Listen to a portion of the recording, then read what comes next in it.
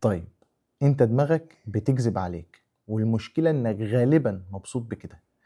احنا بنحب نقعد نقول اننا بندور على الحقيقة واننا ناس عقلانية بنفكر وبنحلل. بس لو وقفت مع نفسك لحظة وبصيت على الحاجات اللي انت بتصدقها بسهولة، هتكتشف ان في حاجة غريبة. ان في جزء جواك مش بيدور على الحقيقة اصلا، هو بيدور على الراحة. خليني اسألك سؤال بسيط. ليه لما بتشوف فيديو بيقولك اشرب المشروب ده وهتخس 10 كيلو في الاسبوع، جزء جواك بيصدق صح؟ حتى لو انت عارف ان الكلام ده كلام فاضي وهبل. ليه بتحب تسمعه؟ وليه لما حد يقولك ان الموضوع محتاج نظام والتزام وشهور بتحس ان الكلام تقيل ومش عايز تكمله؟ هل كل الكلام ده صدفة ولا في حاجة بتحصل جواك من غير ما تاخد بالك؟ الحقيقة إن دماغك مش معمولة علشان تدوّر على الحقيقة، دماغك معمولة علشان تحافظ عليك، تريّحك وتوفّر أكبر كَم ممكن من الطاقة. دماغك بتستهلك طاقة كتير جدًا، فطبيعي إنه يحاول يوفّرها بأي طريقة، وأبسط طريقة إنه يختصر، ما يدخلش في تفاصيل، ما يفكّرش كتير وياخد أقصر طريق ممكن. وده اللي بيخلّيه يحب الحاجات السهلة، الواضحة، اللي ما فيهاش تعقيد. عشان كده القصة البسيطة دايمًا بتكسب. تلاقي واحد جسمه اتغيّر، بقى فورمة مرّة واحدة، أول حاجة هتتقال جينات. الجملة سهلة، مريحة، تدّيك إحساس إنك فاهم، لكن الحقيقة تمرين وأكل والتزام وشهور وسنين وتعب. بس الحقيقة دي بقى مرهقة، مرهقة في الفهم ومرهقة نفسيًا كمان، لإنها بتحُط عليك مسؤولية، بتقول لك أنت لو عايز توصل لازم تلتزم، لكن الكذبة بتقول لك إن الموضوع مش في إيدك، دي جينات. وده على فكرة مُريح جدًا. ده أول مفتاح في الموضوع، دماغك مش بيدوّر على الصح، دماغك بيدوّر على الأسهل. بس الموضوع أعمق من كده شوية، لإن في لحظات معيّنة دماغك مش بس بتختار السهل، لأ دي بترفض الحقيقة نفسها بترفضها.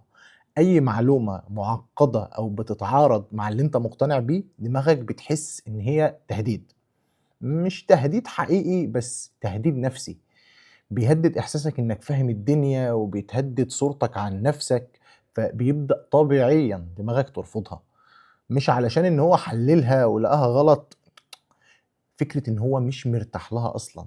عشان كده لو أنت مقتنع إنك ما عندكش وقت، وأنا جيت قُلت لك إن المشكلة ممكن تكون في تنظيم يومك، هتحس بعدم راحة، مش عشان الكلام غلط، بس عشان دماغك مش عايزة. في اللحظة دي دماغك مش بيدوّر على الحقيقة، هو بيدوّر على الراحة. جملة زي أنا ما عنديش وقت مريحة جدًا، ليه؟ لإنها بتريّحك من إنك تواجه نَفْسك، لكن الحقيقة يمكن أنت عندك وقت، بس مش أولويات، وده أصعب بكتير. طيب السؤال المهم، ليه الكذبة بتبقى مقنعة؟ يعني ليه بتبقى مقنعة أوي بالشكل ده؟ ليه بتخش في دماغك بسهولة؟ الإجابة بكل بساطة إن الكذبة الشاطرة معمولة علشان تناسب دماغك.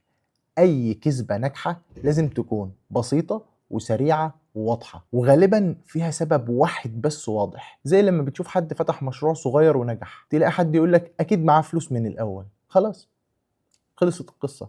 سبب واحد واضح ومريح، لكن الحقيقة ممكن يكون جرب وفشل وخسر واتعلم وبدأ تاني. بس ده معقد، وده اللي بيخلي دماغك يقول لا لا لا، انا عايز حاجة اسهل. وده اللي بيخلي فيديو بسيط يقول لك حل سحري ينتشر اكتر من فيديو علمي فيه شرح وفيه تفاصيل.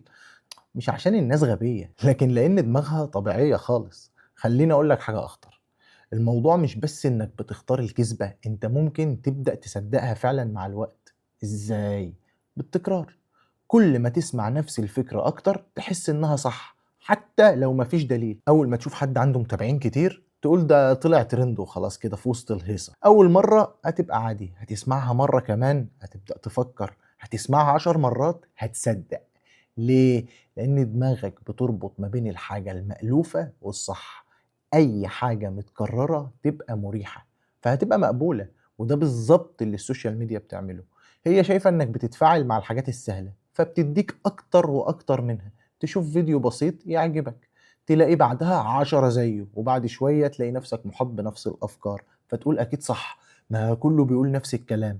بس الحقيقة أنت اللي محطوط في دايرة بتكرر نفس الكلام، وده بيخلّي الكذبة تكبر وتبقى أقوى لحد ما تبقى حقيقة في دماغك. وهنا بقى المشكلة الكبيرة، إن الموضوع مش بس بيأثّر عليك لوحدك، ده بيأثّر على المجتمع كلّه، لمّا كل واحد يختار السهل الناس كلّها هتبدأ تفكّر بنفس الطريقة، تلاقي واحد سقط يقول لك الامتحان كان صعب، وواحد اتأخّر يقول لك الزحمة كانت وحشة، وواحد علاقته باظت يقول لك هو السبب، طبعًا ما بيجيبش السبب على نفسه وما بيجيبش أي مشكلة على نفسه، اللي قدّامي هو السبب، كلّها تفسيرات سهلة بس مش دايمًا كاملة، مش لإن الناس بتكذب، لكن لإنّهم بيدوّروا على الراحة، والراحة أحيانًا أخطر من الجهل، الجاهل ممكن يتعلّم، لكن المرتاح مش عايز.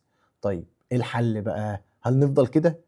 بُص، الحل مش سهل، بس بسيط. أول حاجة، أي حاجة سهلة زيادة عن اللزوم شُك فيها، اسأل نفسك أنا مصدّقها علشان صح والّا علشان مريحة؟ صدّقني السؤال ده ممكن يغيّر طريقة تفكيرك 180 درجة.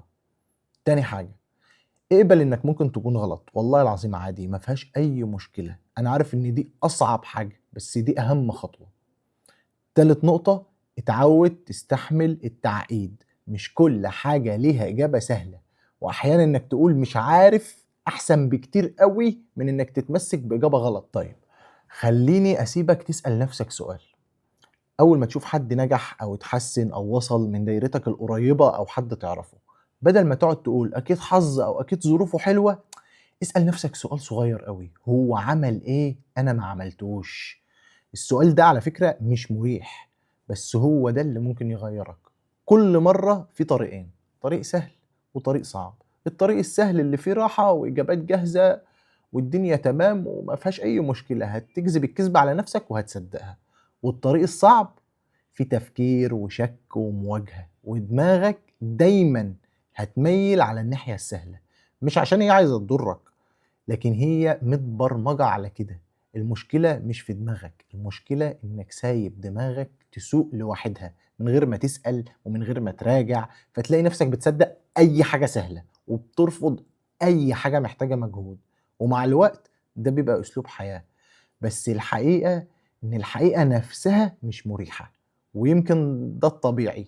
يمكن الإحساس بعدم الراحة هو علامة إنك بتفهم إن اللحظة اللي الكلام فيها تقيل ومش عاجبك هي اللحظة اللي ممكن تتعلم فيها حاجة حقيقية. فبدل ما تهرب جرب تقف لحظة واسأل نفسك أنا مش مرتاح ليه؟ هل الكلام غلط ولا أنا اللي مش عايز أسمعه؟ صدقني السؤال ده ممكن يغير كل حاجة. في الآخر دماغك هيفضل يختار الطريق السهل، الكذبة، القصة، الإجابات الجاهزة، بس الفرق الحقيقي مش في دماغك، الفرق في قرارك انت. هل هتسيبه يختار السهل ولا هتختار انت تفهم؟